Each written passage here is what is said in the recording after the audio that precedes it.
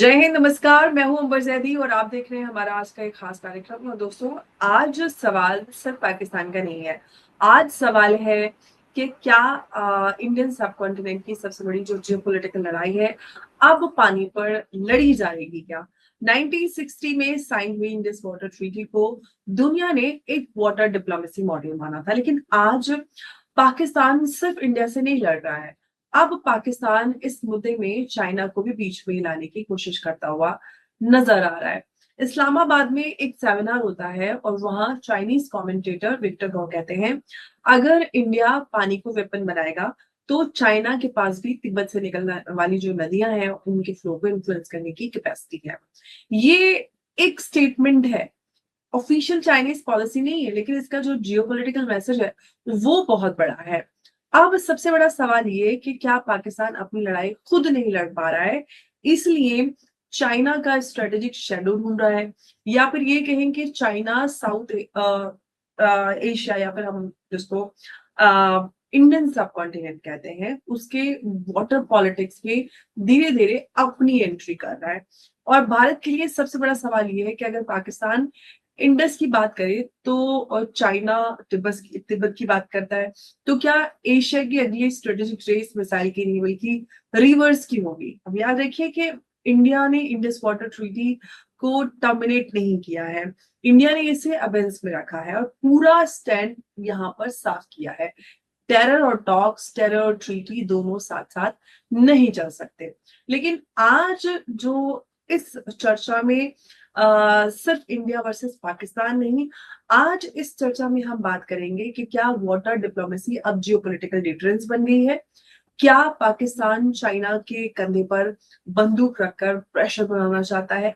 क्या चाइना का अपस्ट्रीम जो ज्योग्राफी एक स्ट्रेटेजिक एडवांटेज है, या फिर हम ये कहें, और सबसे बड़ा सवाल ये कि क्या 21st सेंचुरी में वाटर सिक्योरिटी नहीं बल्कि मतलब ये कहें कि एक नेशनल सिक्योरिटी है? आज इसी मुद्दे पर होगी सबसे बड़ी, हम कहें, और तीखी एकदम चर्चा फैक्ट्स के साथ। और शुरू करते हैं इस चर्चा में। मेरे साथ एक बार फिर से मौजूद है उमेश अग्रवाल जी। उमेश जी, और स्वागत है आपका। जय हिंद, नमस्कार। उमेश जी, आप प्लीज अनम्यूट कर दीजिए खुद को। जय सिया राम अंबर जी। जय श्री राम उमेश जी। उमेश जी, पाकिस्तान को अचानक चाइना की जरूरत कैसे पड़ गई? मतलब आप अब तक तो कह रहे थे वर्ल्ड ऑर्डर, पहले तो एक्ट ऑफ वॉर था, फिर वर्ल्ड ऑर्डर गिर रहा था, अब चाइना भी आ गया। मतलब क्या हो रहा है ये? देखिए और पाकिस्तान एक के second Umesh ji, sorry to interrupt you. मैं दर्शकों के लिए मैं पहले उस वीडियो को दिखा देती हूँ जो चाइनीज कमेंटेटर है। ये उनका वीडियो है। Many of the rivers in India actually originate from China, including Brahmaputra, the Ganges, for example, as well as the Indus River. So the situation can be very serious if India dares to do what they threaten to do.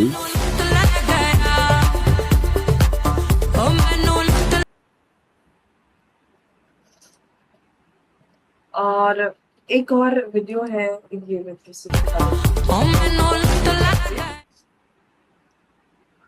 ये दूसरा। जी, तो I think ये एक video से साफ हो जाता है। एक ही जो चाइनीज कमेंटेटर है जो इंडस वाटर ट्रीटी पर पाकिस्तान को बैक करते हुए नजर आ रहे हैं। जी उमेश, प्लीज। देखिए ये जो जेंटलमैन है विक्टर गाओ, ये एक वाइस प्रेसिडेंट है। बीजिंग के अंदर एक थिंक टैंक है, centre for China and globalisation, और पाकिस्तान के अंदर सेमिनार हो रहा है। वहां पर बैठकर भारत को धमकी दे रहे हैं कि जैसे अब आप ही अकेले अग्रेरियन स्टेट नहीं हो, अपर अग्रेरियन स्टेट, हम भी अपर अग्रेरियन स्टेट है। और तिब्बत से जो है ब्रह्मपुत्र, गैंजेस और इंडस तीनों फ्लो होती है। देखिए भारत तो अपर अग्रेरियन स्टेट तो है, पर भारत के पास समुद्र भी है। तो क्या है कि भारत के पास कैनाल्स है, भारत के पास सब कुछ है। तो भारत ने तो पानी तो छोड़ ही रहा है। भारत ने आज तक पानी पाकिस्तान का रोका ही नहीं है। पहले जो पानी ऊपर के हम गेट्स खोल के रखते थे, अभी नीचे के गेट्स हम खोल रहे हैं, जिससे पाकिस्तान के अंदर अभी क्या हो रहा है, वहां के डैम्स के अंदर जो सिल्ट है, जो रेत है, वहां पर जमा हो रही है। Pakistan 1.2 crore billion gallons of water store नहीं कर पा रहा। सबसे बड़ा प्रॉब्लम वो हो गया है। अब ये बोले कैसे? अब अगर ये बोलेंगे तो वर्ल्ड बोलेगा कि इंडिया वॉज मैग्नेमस, मतलब इंडिया एक तरह से दरियादिली दिखा रहा था पाकिस्तान को कि हम उनका वाटर मैनेजमेंट कर रहे थे, मतलब हम उनका वाटर मैनेजमेंट का काम कर रहे थे, और इसको एक मॉडर्न डिप्लोमेसी बता रहे हैं। अब चाइना भी घुस चुका है, वो बोलता है कि मैं भी चाहूं तो बंद कर सकता हूं। बंद करके रखोगे कहां पे, वो बताओ ना। हम तो छोड़ देते हैं पाकिस्तान के अंदर, अगर आप छोड़ोगे, बंद करके वापस छोड़ोगे, आपके पास क्या करोगे? आपके डैम्स जो है वो कोलैप्स हो जाएंगे। सबसे बड़ी बात ये है। सेकेंड, चाइना बोलता है कि हम इसको बायलैटरल नहीं रख के ट्राइलैटरल रखते हैं, और ट्राइलैटरल मैकेनिज्म के द्वारा इंडिया, पाकिस्तान और चाइना तीनों मिलके एक तरह से अनइंटरप्टेड रिवर फ्लो जो है और रीजनल वाटर गवर्नेंस के ऊपर एक तरह से समझौता कर सकते हैं। देखिए दोस्तों, ये आप समझ लीजिए, चाइना अपने आप को इन्वॉल्व करना चाहता है in the Indus water treaty, जानबूझ के उसको इंडिया और पाकिस्तान के अंदर कोई ओपनिंग चाहिए। अब भारत ने बोल दिया है शांति से बैठो, हेग का जो आर्बिट्रेशन जो है हम मानते नहीं है, और इसका कोई मतलब भी नहीं रहता, औचित्य ही नहीं है। सबसे पहले उन्होंने बोल दिया टेररिज्म बंद करो, टेररिज्म बंद करो, फिर बाद में बात की जाएगी। और इसी के मतलब मत देखिए कि अब चाइना भारत के सपोर्ट में आ गया है। देखिए ये उस समय हो रहा है जब जापान की राष्ट्र जो प्राइम मिनिस्टर है सने तकीची, वो भारत आई हुई है, और भारत और चाइना के, भारत और जापान के बीच में बहुत अच्छे घनिष्ठ संबंध हो गए हैं। मोदी जी ने तो सने तकीची को अपनी छोटी बहन बोल दिया है, और एक तरह से आप देखिए, एक तरह से जो रिलेशनशिप है, ये चाइना का जो बढ़ता हुआ एशिया के अंदर हिजीमनी है वो चैलेंज कर रहा है। एक और एक चीज आप नोट कर लीजिए, तिब्बत का इश्यू अभी थोड़े दिनों में गरमाने वाला है, क्योंकि वहां पर पंचन लामा को चूज करने की बात आ रही है। दलाई लामा 90 इयर्स से प्लस हो चुके हैं, और उन्हें अपना सक्सेसर एक तरह से नियुक्त करना है। चाइना ने जानबूझ के तिब्बत का एक तरह से रेफरेंस लिया है, ताकि दिखाना चाहता है कि इंडिया जो है पंचन लामा के जो उत्तराधिकारी जो हैं दलाई लामा के, उसके पछड़े में ना पड़े। और कुछ दिन पहले उन्होंने वार्न भी किया है। देखिए आज तिब्बत के एक जो प्रोटेस्टर हैं, उन्होंने अमेरिका में यूएन के सामने अपने आप को आग लगा दी है। तो ये एक तरह से जो इश्यू, जो तिब्बत इश्यू के ऊपर एक तरह से डिफ्लेक्शन पॉइंट मुझे नजर आ रहा है।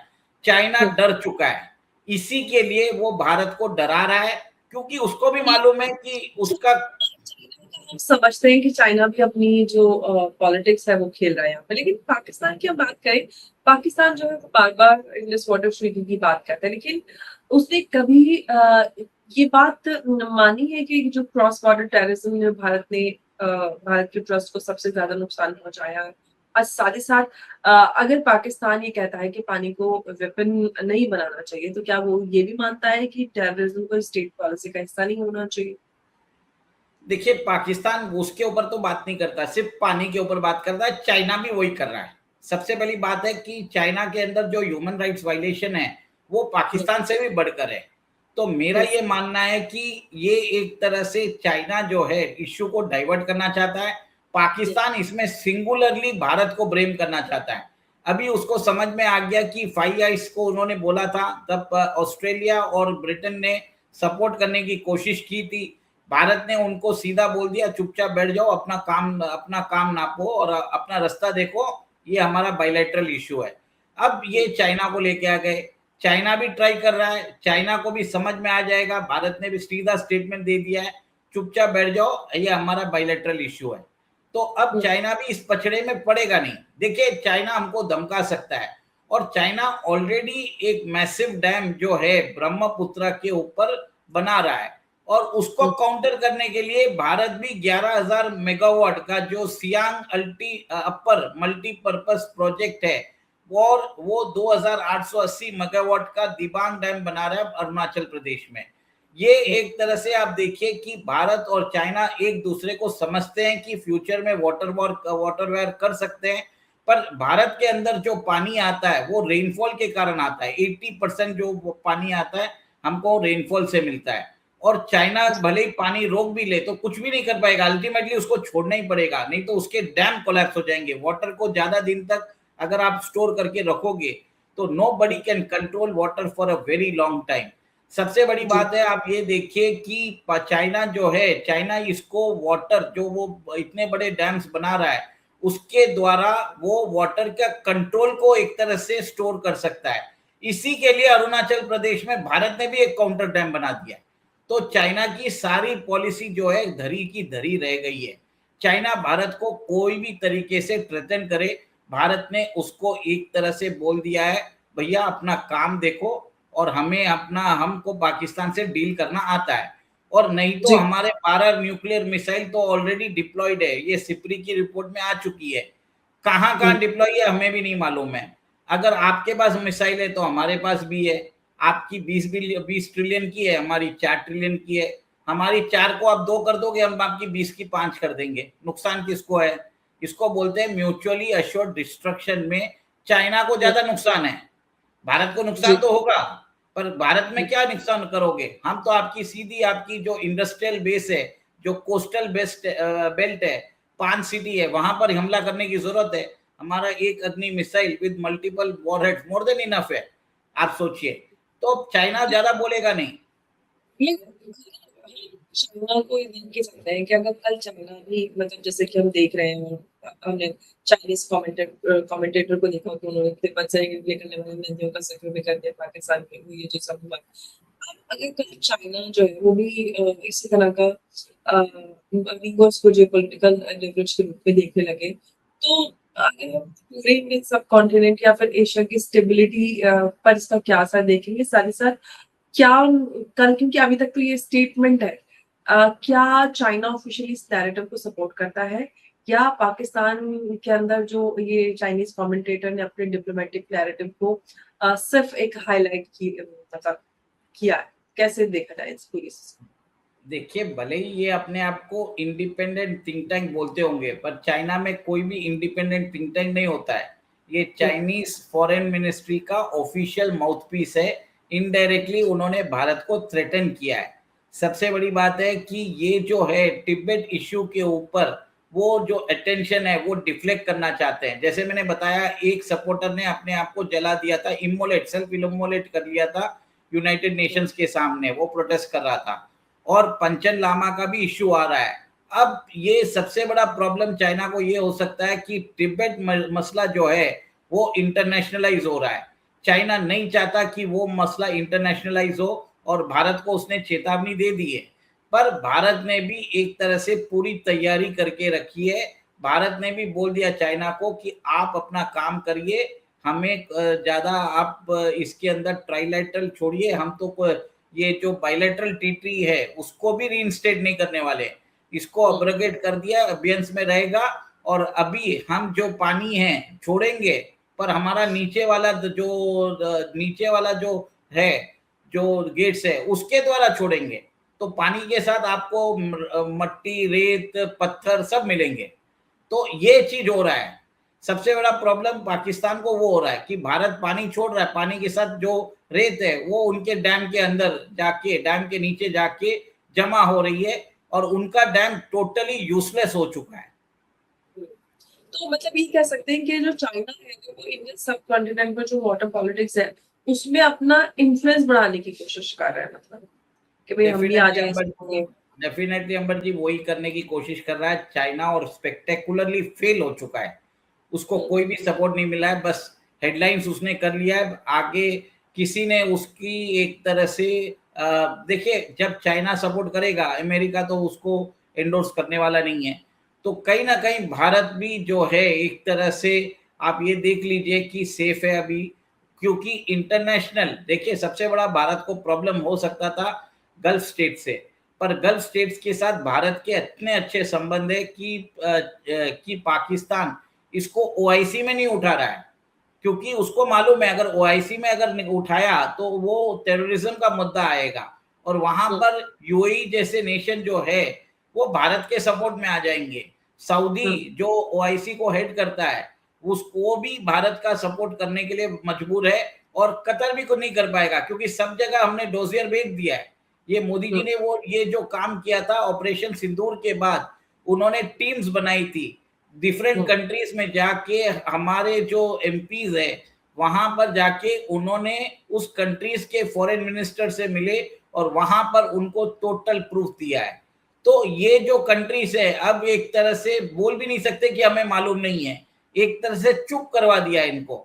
टोटल लेकिन पाकिस्तान जो है इंटरनेशनली आइसोलेट हो चुका है। ये सारा कुछ किया है, लेकिन आपको क्या लगता है कि भारत को इस मुद्दे को और ज्यादा ग्लोबल कम्युनिटी के सामने मतलब पुश करने की जरूरत है, अपना सिक्योरिटी जो पर्सपेक्टिव है उसको और अग्रेसिवली आगे रखने की जरूरत है, क्योंकि भारत को पाकिस्तान अभी इसमें बहुत ज्यादा नैरेटिव बिल्ड करने की कोशिश कर रहा है। भारत को कुछ करने की जरूरत नहीं है। पाकिस्तान रोता रहेगा, चिल्लाता रहेगा, ऐसे कॉन्फ्रेंसेस करता रहेगा। अभी वो बोल रहा है कि इंडस वैली सिविलाइजेशन के लोग हैं, इसके लिए इंडस वाटर हमको चाहिए। आपको याद होगा कि लास्ट ईयर आसिम मुनीर ने जो है पाकिस्तान डे के अंदर वहां पर उन्होंने बोला था पाकिस्तान की जो कहानी है हमें अपने बच्चों को सुनानी है।